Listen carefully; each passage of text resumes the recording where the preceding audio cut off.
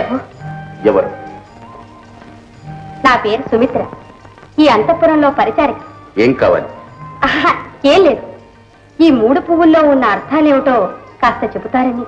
ఓహో, సంగ్రామ పరీక్ష తర్వాత సాహిత్య పరీక్ష.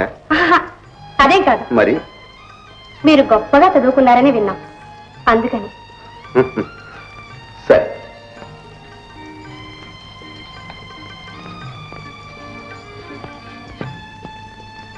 ఇది సువర్ణ కమలం. మామూలు పువ్వు కాదు. పార్వతీదేవి పరమశివుణ్ణి ప్రేమించి అర్చించిన దివ్య కుసుమం. దీన్ని బట్టి ఈ పుష్పం వెనుక దాగున్న వ్యక్తి నన్నే ప్రేమిస్తోందని కనిపెట్టారు.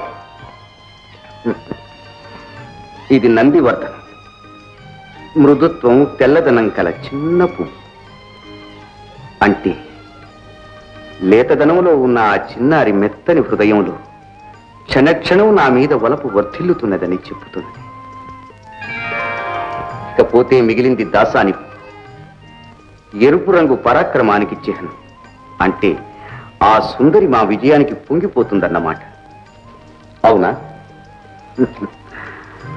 సువర్ణ కమలంలోని సు, నందివర్ధనంలోని నం, దాసానిలోని దా, సునంద. అయితే ఈ ప్రశ్న నీది కాదన్నమాట, రాకుమారి సునందాదేవిది. అవునా? సుమిత్ర, సుమిత్ర, సుమిత్ర.